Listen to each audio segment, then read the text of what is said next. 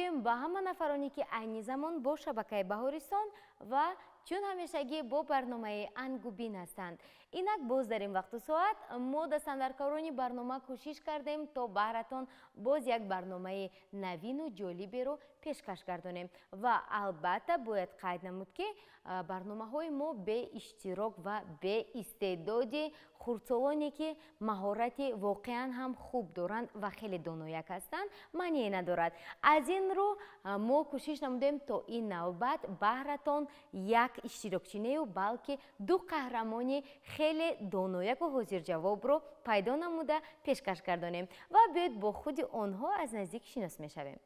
سلام بچه ها. سلام. با برنامه ما خوش آمدید. رحمت. خوب میدونید چی؟ ما درباره شما با تماشاگران هیچ چیز نقل نکردیم و آنها میخواهند که تلویزیون تماشا میکنید؟ بله.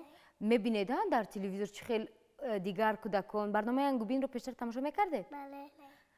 خوب آنها میخواهند یعنی شما تماشا کرده ایستادید میبینید همین دخترک کی باشد همین پسرک کی باشد میگید نامش چی باشد برای همین حاضر همه نفرانی که شما رو تماشا کرده ایستادند میخواهند با شما شناس شوند برای همین میشود که با تماشاگران سلام کنید و با آنها خودتان رو معرفی کنید. خب مرحمت. از جهانی کودکی گویم شما را السلام، از نوای رودکی گویم شما را السلام، لفظی ما لفظی شیرینی مادری است، با زبانی مادری گویم شما را السلام. ای آفتابی تابان بشنو سلامی ما را، زی خاک تا به کیهان بشنو سلامی ما را. خوب سلامت باشید. خوب انکتون درباره خودتون نقل کنید. من دیوتر و ماهی کامران نباشم 7 سال هستم. الان با مکتب میروید؟ بله. بهترین صنف یک؟ بله. یک جمع یک؟ برابری 2. آفرین.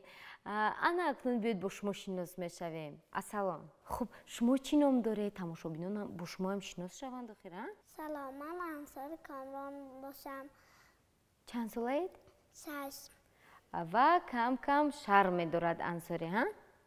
کم کمکی؟ برای همین لیکن ما پیش از آغاز کردن برنامه باید میدونید چی کار کنیم. باید سر اول با هم دیگر دوست شویم. جرأت دارید یگان نفر جرأت هست؟ چی نام دارن جرأت هایتان؟ چند جرأت دارید؟ امران، مصطفی، عیسی، باز کی؟ ابراهیم. تمام؟ اکنون میدونید جرأت هایتان نشسته شما رو تماشا کرده ایستادن در تلویزیون. نمیدونید؟ شما رو حاضر تماشا کرده ایستادن همین جرأت ما گفته ایستادن برای همین میتوانید با آنها سلام گویید. سلام جرأت های من گویید. سلام جرأت های من. خوب شما دوگانه دارید؟ بله. چی نام دارن دوگانه‌تان؟ سمیه، صفیه، ربیه، شکرانه. انگشتان من تمام شدن در با همه حرفای الفبای زبان تاجیکی دوگانه دارید؟ بله. جنگ نکنید کم کم بود کنید؟ کم کمکی. همین آخران بار با کی شده بود گپایتان گریخت؟ با ربیه. ربیه؟ ربیه چند ساله است؟ 8. 8 ساله؟ در کجا جنگ شده؟ در همونجا. همونجا کجا بود؟ در مکتب. در مکتب؟ برای چی؟ معلم همه را گرفته به پیشیناند و بچه ها را دخترها را یکیشان به عقب بعد آن گفته که تو رو در عقب مرا در عقب شناند و تو رو در پیش با من جنگ شده. این خیلی حالت ها می شوند یعنی جوهیتان رو عوض کردن. بعد آشتی شدید؟ بله. کی یکم آشتی کرد؟ یکم او. چی اومد گفت؟ گفته بیاد گناه جانش میشم من گفتم مایلش. حاضر شما می توانید با همه دوگانه هایتان سلام گویید. سلام دوگانه ها. انا دیدید حاضر شما رو می روید از اینجا بعد میگه ما تو رو در تلویزیون دیدیم ها؟ بله. شما گفته بودید که با اینجا می آیید یا که نه؟ گفته بود. چی گفتید؟ گفتم که ما رو از تلویزیون برستان تماشا کنید. شما تبلیغگر خوب هستید رکلام. شما چی یگان کس با گفتید که من برنامه می روم؟ بله اینم گفته بود. با کی؟ با جورایش. نه انصاری خودشون جواب تیانو خیر. ها انصاری؟ گفتید یگان کس؟ آفرین. و میدونید من هم میخوام که با شما جورا شوم. بله. میشود؟ دوست میشویم؟ بله. تمام. انا ما با انصاری جورا شدیم. انا اکنون ما باید از یکدیگر نترسیم، باید آزاد صحبت کنیم. میشود؟ خب انا اکنون من که با شما دوست شدم، لیکن دوگانه ها جورا ها باید درباره یکدیگر معلومات داشته باشند، کدانند که خانهشان در کجا است، چی کار میکنند در خانه، با کی زندگی میکنند. کنی با من نقل کنید شما در عائلتون چند نفرید؟ عائله ما از 5 نفر عبارت است. کنی کی ها در عائلتون؟ هر دویتون از یک عائله اید؟ بله. کی کلانتر است؟ من. در عائلتون کی ها هستند؟ پدرم، مادرم، خواهرم، اپایم، خودم. خودتون؟ خواهرکتون چی نام دارد؟ یک خواهر دیگر دارد؟ چی نام دارد خواهرتون؟ کامیلا. کی؟ کامیلا. کامیلا چند ساله است؟ 2 ساله. یک یا که دو؟ یا که سه باشد؟ 2. دو؟ بعد کامیلا کی خیلی نام گذاشت؟ پدرم. خب درباره کدوم از عائلتون شعر میدونید؟ خواهرم، دادرم، پدرم، مادرم. اوهو، از کی شروع کنیم؟ از پدرم. بیه. چی محبوبی، چی جانانی پدر جان، گلی عشق دلی جانی پدر جان، به چشمی من زی هر چیزی که گویند، چی به از آنی پدر جان. چی خوش از این؟ چی به از آنی پدر جان. آفرین. شما چی میدونید درباره پدر شعر؟ بله. مرحمت. ای پدر جان خاک پایت می شوم، وقتی پیری من اسایت می شوم، با همه دار و ندار زندگی، روی حولی من قبض پایت می شوم. خیلی خوب. درباره مادر کی میدوند؟ شما مرحمت. گر تمامی عمر گشتم واژه‌ای دیگر نبود، مهربان بیسار دیدم هیچ کس مادر نبود، حرمتی هر کس جدا و حرمتی مادر جداست، مادری من خالقی روی زمین و بعد از خداست. آفرین. باز درباره کی شعر میدونید؟ درباره دادرم. مرحمت. انا دیده در پاتون برای شما شعر میخواند. مرحمت.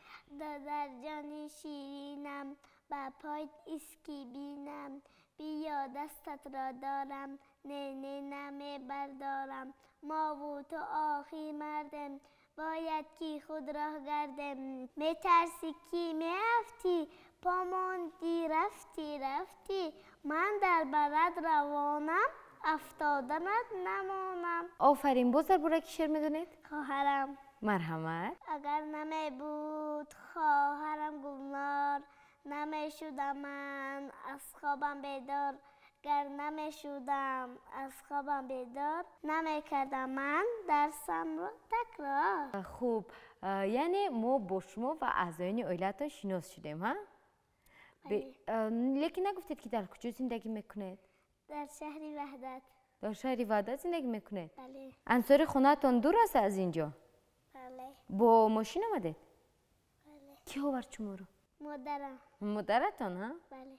آفرین. خوب. اکنون گویید که همه ما درباره شهری وحدت یکان شعر میدونید؟ بله. مرحمت. وطن وطن سریست من، بقا و سرنوشت من، زمین و زرتوشت من، بهشت من، بهشت من. آفرین. شما چی میدونید؟ عموما همین وطن ما چی نام دارد؟ جمهوری تاجیکستان، شهر دوشنبه. پایتخت شهر دوشنبه، ها؟ درباره شهر دوشنبه میدونید چی؟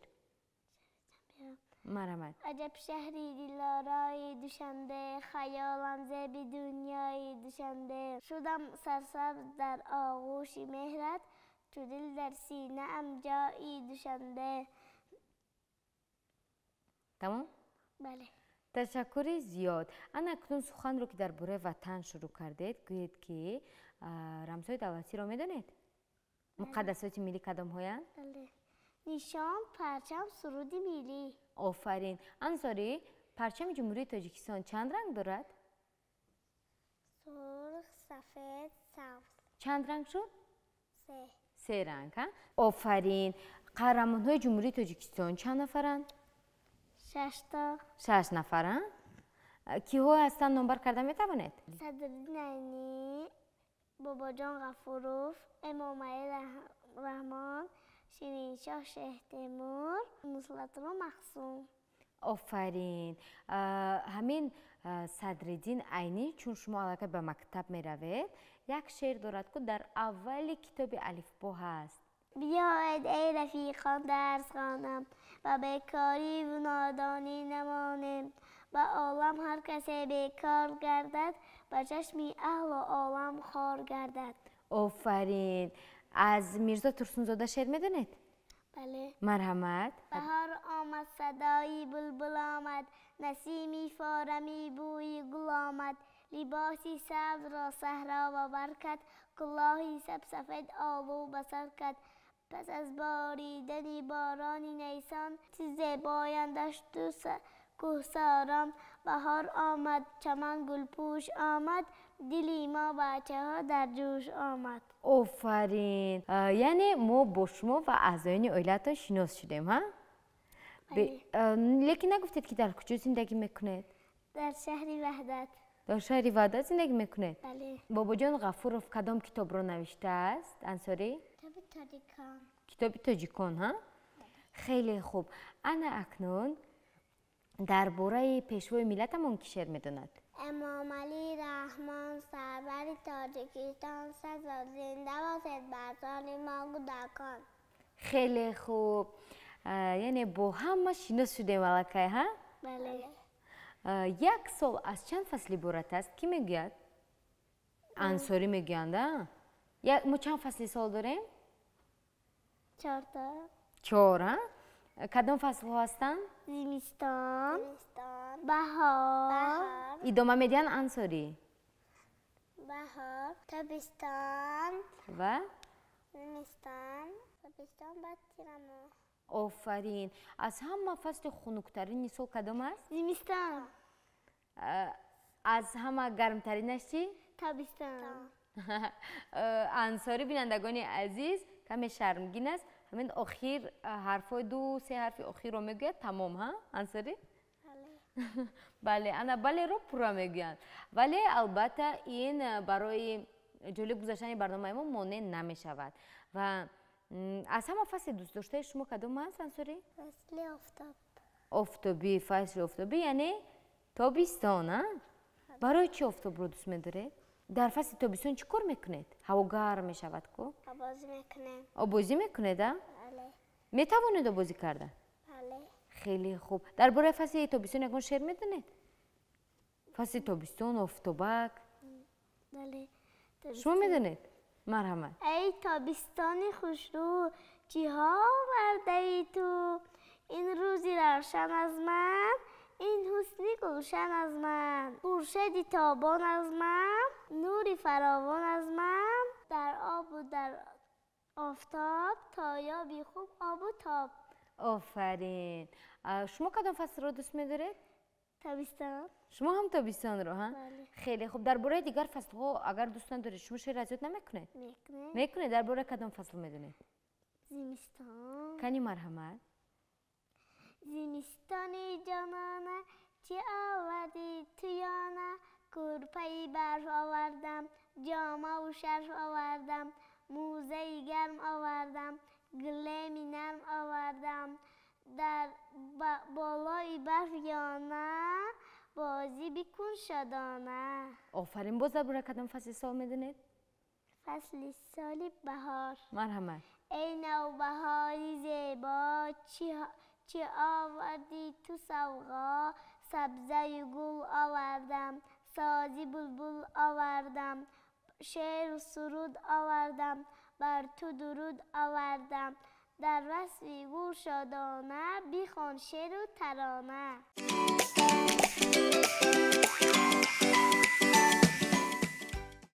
خب بینندگان عزیز برنامه ما ادامه دارد. از این رو با شبکه بهارستان بودن رو فراموش نسازید و ما باشیم صحبتمون رو با اشتراکچیان برنامه‌مون ادامه میدیم. هم خیلی؟ بله.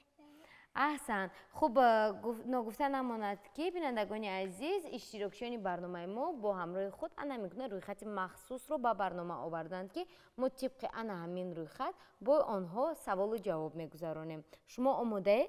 بله. شعرهای کودکانه بیشتر از یاد میدارید که برای کلان سالان از ادبیات کلاسیک؟ کودکانه از عبدالقاسم لاهوتی.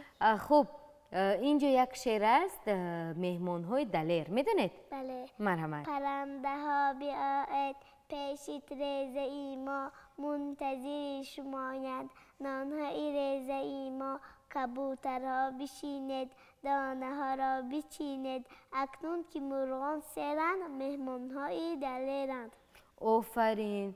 شعر نوبتی درباره گربه. مرحمت.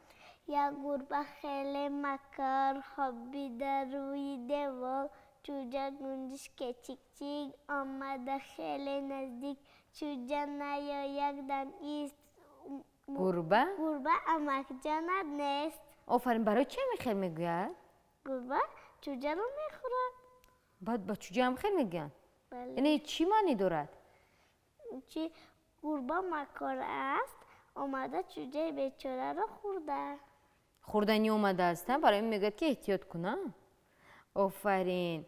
خیلی عجیب است با من به نهایت معقول است و آن نام دارد منظره. در بین سبزه‌زاران سه دانه لاله رویید بغض تازان آمد آنها را دید و بویید میمون بچه‌اش را کرد به پشتش سوار پر میخواهد کشاید چوجه مرغی چیپا ترسک از پنجره کله خود بیرون کرد اما نداند آن را باید چیسان درون کرد. خرگوشک این را دیده خرگوشک این را دیده خنده زند قهقه غلیده روی سبزه کلچه می رود را آهو چیسان می دود پای ورا چون کشم در ورقم جای نیست. همین شعر رو از اول تا آخرش خونده میایی خیال میکنی که چی کپی هست در همین جا لیکن آخرش رو میخونی میفهمی که این علاقه یک تصویر در البوم است و فیلم در ورق است. خوب تشکر زیاد. ما رو سهر کی خزان؟ مادرم. کی سوی آبیجو خان؟ مادرم. خودتان ادامه دهید. کی سوی آبیجو خان مادرم کی کورتم پوشان مادرم کی چای گرم نوشان مادرم کی میده بافت مویم مادرم کی موچ کرد رویم مادرم کی گل به دستی من داد مادرم کی مکتبم فرستاد مادرم کی گفت مرا قابل مادرم کیست به من جان و دل مادرم. آفرین. انا اکنون نوبت انصاری. من کلان میشوم. با فکرم که این شعر رو باید انصاری خوانند. مرحمت. من کلان میشوم قهرمان میشوم بر دیار خودم پاسبان میشوم جسم من جان من تاجیکستان من. انصاری من با شما یک سوال دارم. گوید که حیوان ها چند نمود میشوند؟ وحشی و خانگی. آفرین. همین حیوان های وحشی کدام های؟ کدامش رو وحشی میگین؟ گرگ. باز چی؟ پرنگ. باز چی؟ فیل وحشی است ولی به فکرم ضرر ندارد. ضرر نمیرساند. برای چی ضرر نمیرساند؟ خوب است. از کجا میدونید شما؟ باز نگوید که در خانه اتان فیل دارید. از کتاب. از کدام کتاب؟ افسانه. از افسانه؟ کدام افسانه؟ کتابی افسانه ها. شما داناچه. خوب درباره کدام حیوان ها شعر میدونید؟ مورچه میده یکی زورچه از سحر زری باری چی را خانه می آری از پی یک دو دانه برم بهانه در روزه که تابستان خورم غمی زمستان. آریک. آریک آریک آریکی خوشرویک سفر از سحر داری کجا تو سفر داری روم به سوی صحرا آورم شهدی گلها در روزکی تابستان خورم غمی زمستان باز سنجابک سنجابک ای سنجابک سنجابکی کم خوابک اینقدر میشتابی اینقدر چی میکابی مغز برم به خانه از شاخ یک دو دانه در روزکی تابستان خورم غمی زمستان کلم کلموشک کلموشک کلموش کلموشکی بهوش چرا زمین نکابی چه از زمین نیابی خانه بنا میکنم دانه را جا میکنم در روزکی تابستان خورم غمی زمستان خرگوشه خرگوشک ای خرگوشک خرگوشکی خاموشک تو هم مشغولی کاری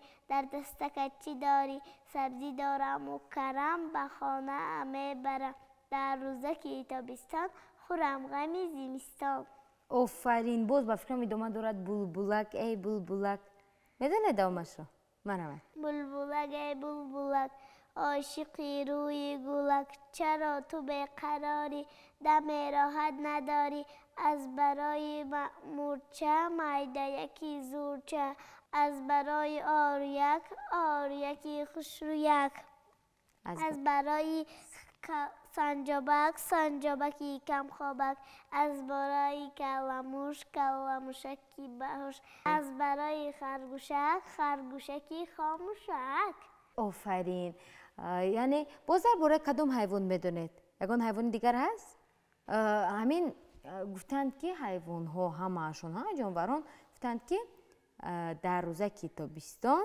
خورم غمی زمستان همین چی معنی دارد در روز تابستان برای زمستان ذخیره میکنند چی ذخیره میکنند هرچ مییابند آدمان چشمو در خونه‌تون میکنید بله چی ذخیره میکنید مربا مربا کی مربا میپزه مادرم از چی از سیب از آلوچه از گیلاس باز چی زردالو آفرین باز از چی باز چی تیار میکنن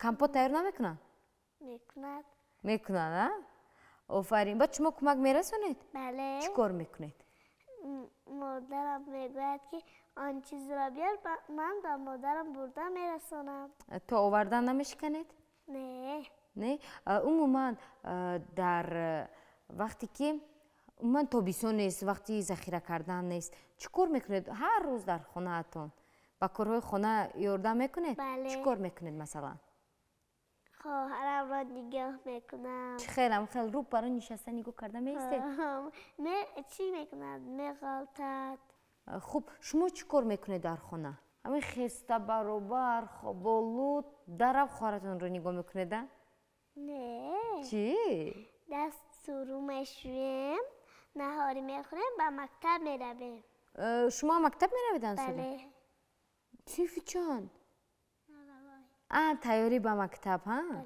با شما معقول از مکتب یا نه راستش رو که معقول شدی نه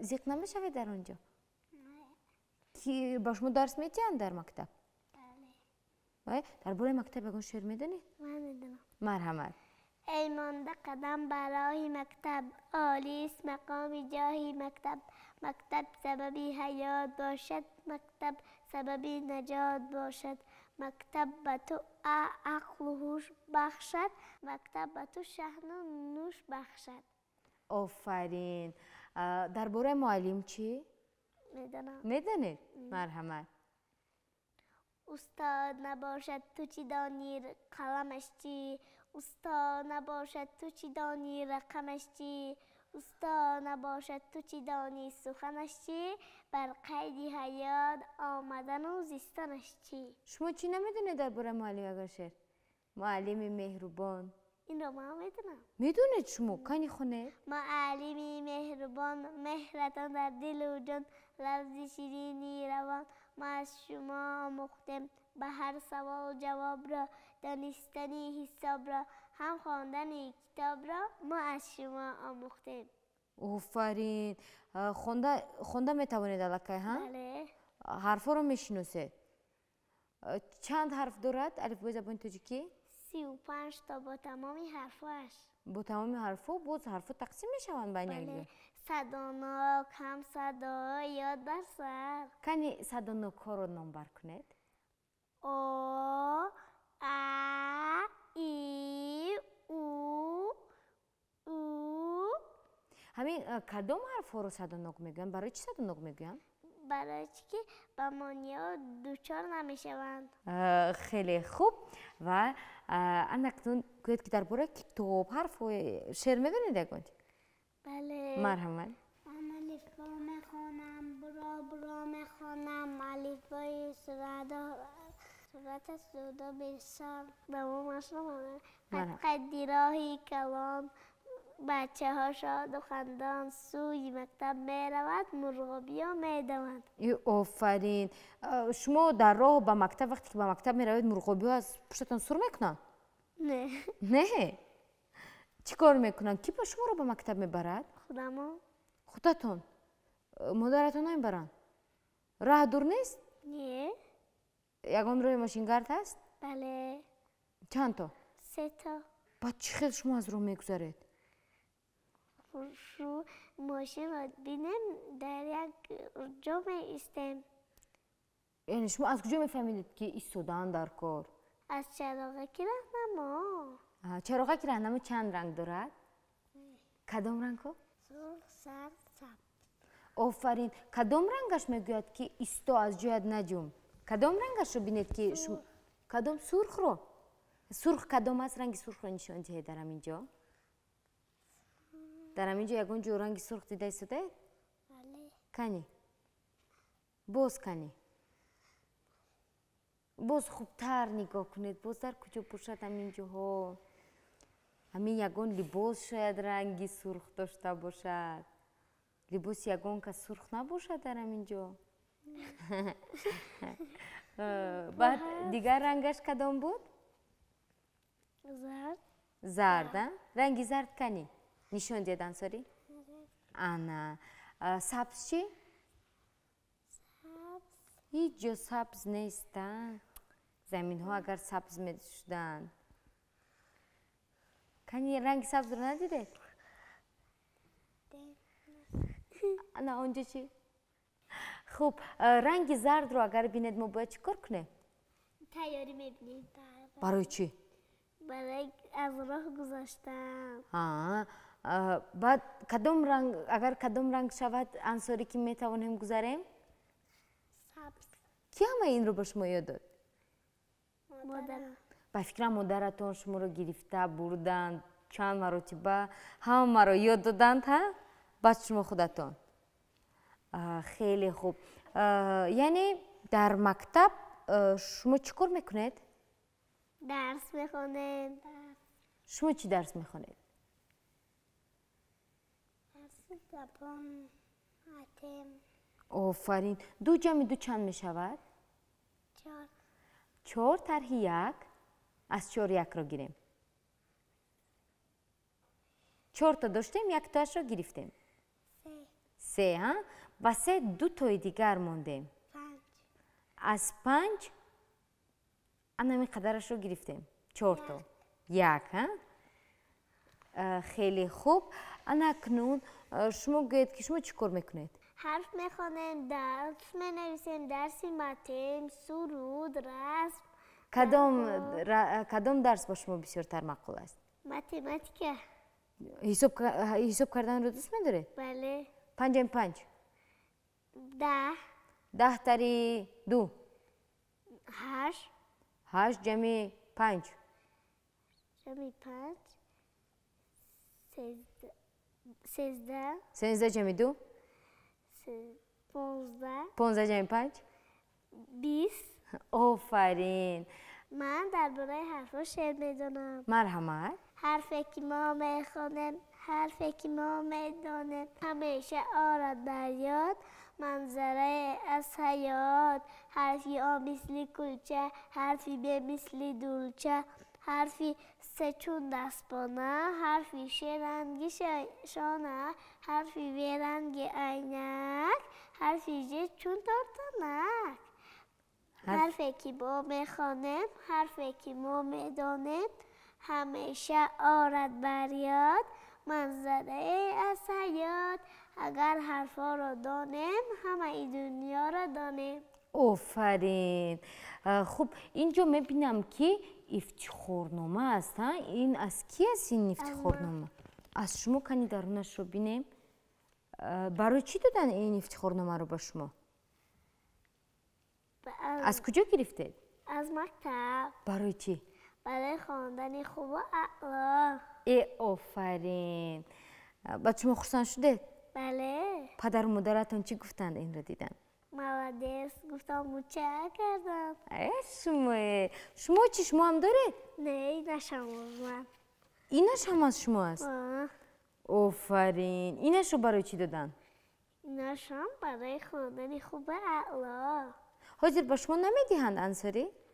لیکن من باور دارم که انصاری هم به مثل اپاش هم بسیار افتخارنامه میگیرد. خوب احسن به هر دوی شما. اما درباره چی میگفتیم؟ درباره خانه گپ زده ایستاده بودیم. ها صحبت ما بینندگان عزیزو که خیلی ما خوب صحبت کرده ایستادیم. با چند طرف دیگر میرود و بعدا ما به یاد میاریم، به خاطر میاریم که ما باید در دیگر باره صحبت میکردیم. در خانه باید چی کار میکنید شما؟ غیری که خواهرکتان رو نگاه میکنید؟ کار میکنه. چی کار میکنید؟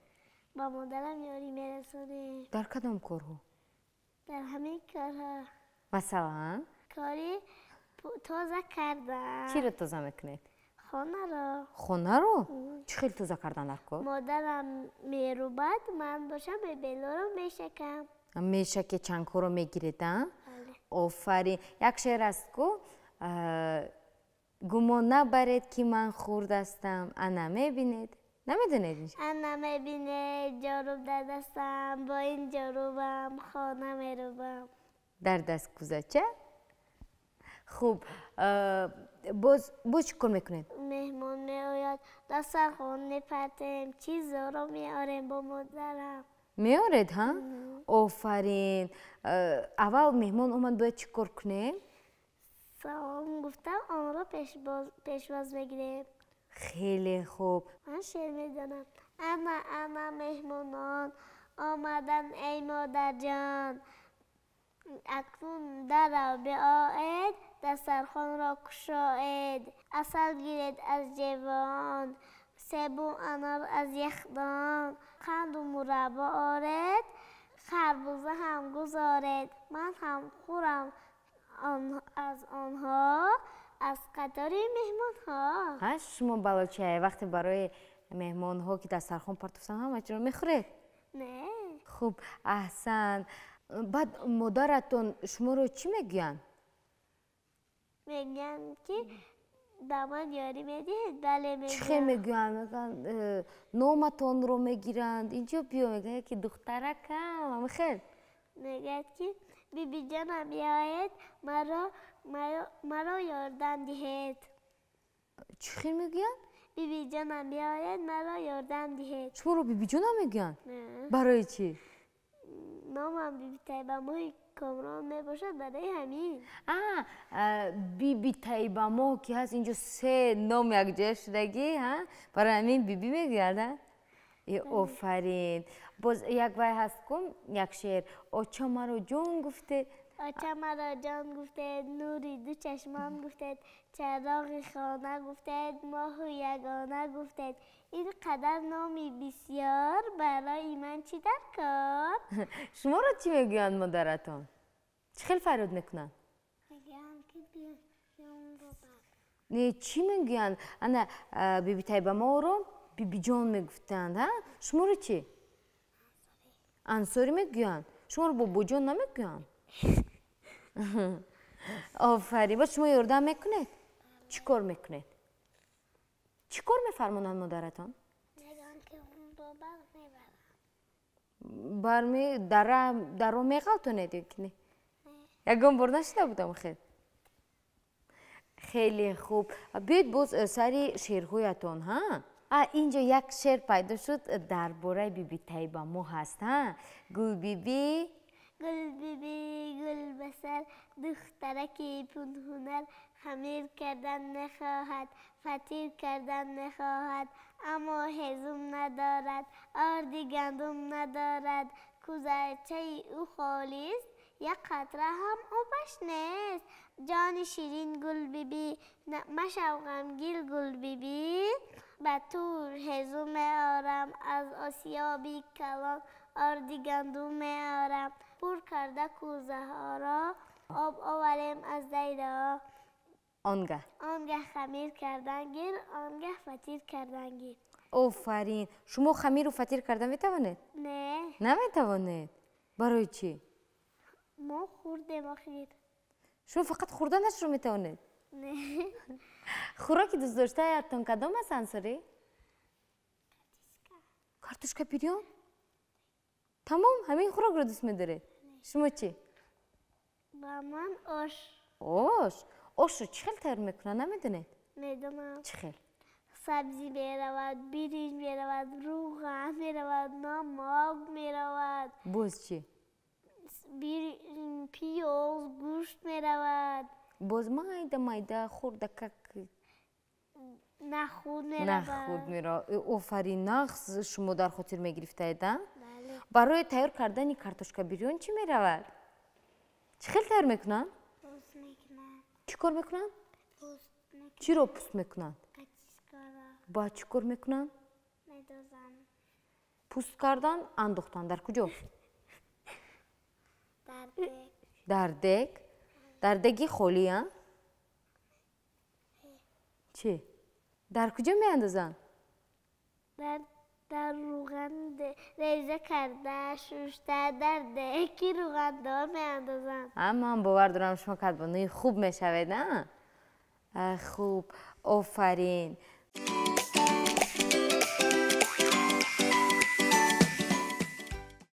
برای آن نفرانی که عین زمان با ما پیوستند خاطررسان میشویم که شما برنامه انگوبین را طریق تلویزیونی بهارستان با اشتراک بیبی طیبه ما و دودرکش انصاری تماشا کرده ایستادید و باید گفت که برنامه ما تا حال ادامه دارد. از این رو با ما بودن را فراموش نسازید. و من میخواستم از شما پرسم که شما چیستان، افسانه، ضرب المثل میدونید؟ بله. کی میدوند؟ من. شما نمیدونید؟ این چیستان میدونید؟ آفرین. کنی یک چیستان گوید شما؟ یا چه صد بچه. کاش که نمیپرسیدم از شما. یک کوچه 100 بچه. الک؟ نه. گوگیر؟ مخبر؟ خیلی بیاید اکنون گوید. دیدم قطع کلچه است. اگر من به فکرم که تا پگاه همه شدم همه اشعار رو نمبر کرده دیدان و کلچه هایش در یادم نمی آمد. کی یاد داد این رو به شما؟ مادرتان ها؟ مادرتان نام میپزن؟ در دیدان یا که در تفدان؟ در تنور میپزن؟ در دیدان تنور. چی خیلی میپزن؟ همین چی خیلی میچسبونن؟ یکم بار دیده چی خیلی میپزن؟ انصاری که نشان دید چی خیلی میکنن؟ در دیگدان چی خیلی میچسبونن در تنور؟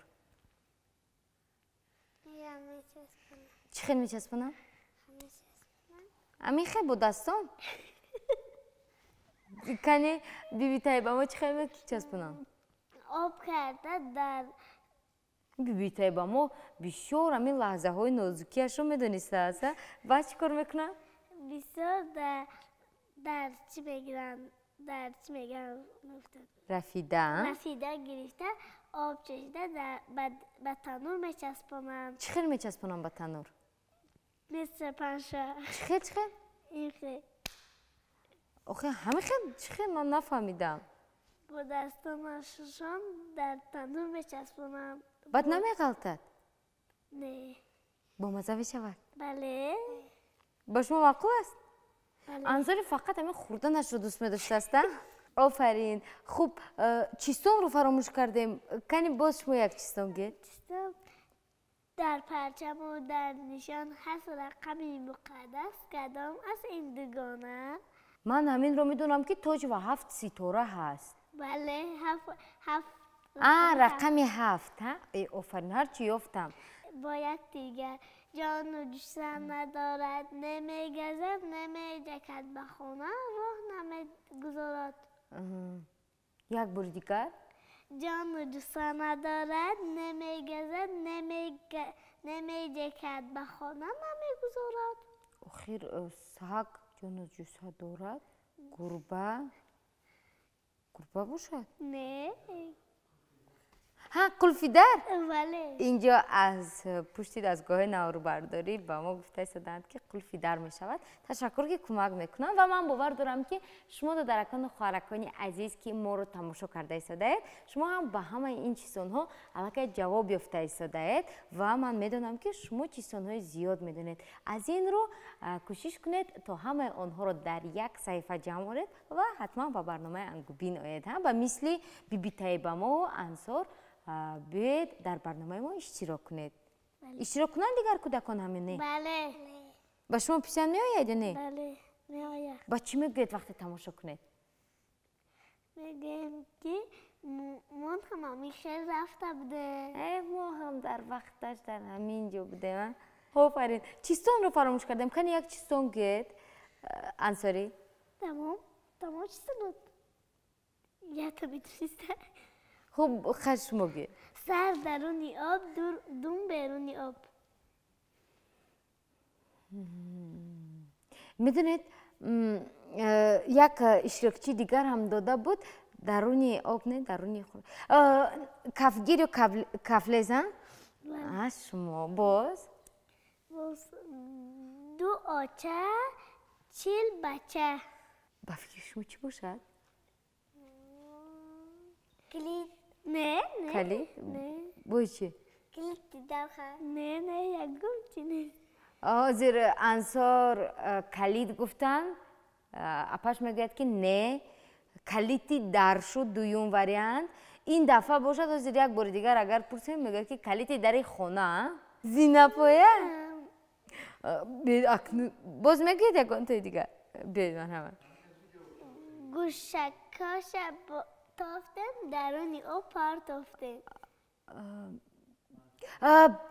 پیلمین توش بره ها یک بار ما رو یک اشتراکچی همین قدر عذاب داده بود با همین سوام چی رو گوشهایش رو میتوبوندن بعد در داخل دگ میپرتین در خانه چه شست خدا چه این وای هستن گیرچوب هرچی خب بیاید با همین جنبست میکنیم دادرکان و خواهرکان عزیز اگر میخواید که من جواب نیابم پس چیزهای بهترین رو از یاد کنید از هر کتاب ها پیدا کنید و اومده در برنامه ما اشتراک کنید و حتما که ما با اشتراکچون فعالمون توفه میدیم بس هست کدام توفه رو طیبه ما توفه رو فهمیدن باز هست دیگه خیلی بیاید آخیران کدام حیوان دلش در سر شد این معما است مور مور؟ دلش در سرش است؟ خب ضرب المثل چی میدونید؟ کنیگه مهنت کنی راحت نبینی یعنی همین چی معنی دارد؟ یک کار میکنی مهنت میکنی راحت میکنی باز میدونید؟ وقت طبیبی بزرگ یعنی ما باید وقتی خود رو بیهوده صرف نکنیم ها؟ یعنی چی خیر باید صرف کنیم وقت رو؟ وقتی خودت رو وقت رو بیهوده صرف نمیکنیم یعنی بیهوده صرف کردن وقت گفته شد چی رو میفهمید؟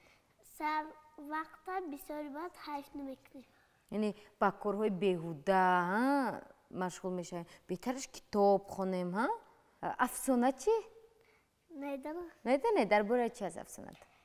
درباره مادر و سه پسر خب بیاید نقل کنید یک مرد بود او سه پسر داشت و سه پسرانش به همدیگر یعنی اتفاق بودند یک روز وقت سینی آن مرد میگوید من از خانه تو رفتنی است. مرد پسری یکمش را جیغ زده گفت وقت از خانه ما میرود تو با او چی میگویی؟ پدر پسری یک کلانی جواب داد وقت رود با ما اهل دوستی میماند. مرد پسری دویمش را جیغ زد و گفت وقت از خانه ما رفتنی است تو با او چی میگویی؟ پسر سومش را همین گپ را گفت و بعد پسر سومش را جیغ زد و پدرش پسری کردی را جواب گفته بود همین خلق گفت. پسر سوم گفته که اگر رود با ما هم اتفاق میماند و هم دوستی. مرد هر سه جوابای پسرش را به بخت گفت. بخت جواب داده است من هیچ جا نمیروم، خانه من آنجاست که اهل دوستی باشد. یعنی در خانه که آدمان یک جا زندگی میکنند باید چی باشد؟ بخت. برای بخت بودن باید چی کار کنیم؟ دوستی باشید. شما با هم دوست هستید؟ جنگ نمیکنید؟ نه. کم کم جنگ میکنید. برای چی جنگ میکنید؟ انصاری؟ برای دوستا من نمیستم به شما آزار بگه که تو برای پیش کردی. برای همین قدر؟ این طور باشه جنگ کردن گیرد. برای دانشکی باشد مایلش. خوب در حقیقت هم بینندگان عزیز در آن خانه که اتفاق و دوستی و همدلی و یکدیگر فهمی هست کودکان خوب به وای میرسند. کودکان میتوانند نفرانی شوند که خیلی برای جامعه لازم هستند، یعنی کودکانی با فهم به وای میرسند و در خانه که یکدیگر را دوست نمیدارند و حرمت نمیکنند کودکان البته کلان میشوند ولی در قلب آنها در دل آنها مهر و محبت و یکدیگر فهمی باقی نمیماند. از این رو کوشش کنید تا همیشه فرزندان خود را دوست دارید و همیشه دوستی و اتفاق را در خاندان خود نگاه دارید و البته اینجا باشد با همین سخنهایی که البته کمی هزل‌آمیز بودند ولی حکمتی زیاد رو در خود نگاه می‌دارند. میرسیم به فرجام برنامه امروزه انگوبین. ما اهل ایجاد برنامه اطمینان کامل داریم که در کشور ما چنین کودکان خورسوق و صاحب استعداد به مانند بیبی طیبه ما و دادرش انصار خیلی زیاد هستند و اگر فرزندان شما نیز چنین دانایک و هوشیار و حاضر جواب هستند و سن آنها تا 7 سال است پس ما شما را با نشانی شهر دوشنبه کوچه شهر 31 تلویزیونی بهارستان انتظار هستیم. برای اشتراک در برنامه انگوبین شما می توانید با رقم هایی که در اکران های خود می بینید یعنی 908 99 22 45 در تماس شوید و حتما ما کوشش میکنیم تا هنر فرزندان شما را به همگان معرفی نموده البته که سیقل دهیم و بچه ها آفرین به شما انا این تحفه ها باشند برای شما. بعد دوامش رو در خانه خودتون یعنی تقسیم میکنید که میفهمید کدامش از کی میشود. این کتاب ها رو رفته حتما که خوانید و به خواهرکتان هم نقل کنید. میلش؟ خب تشکری زیاد. خوب بینندگان عزیز اینجا باشد با شما خیر و خوش میکنیم تا دیداری نوبتی در برنامه انگوبین. خیر.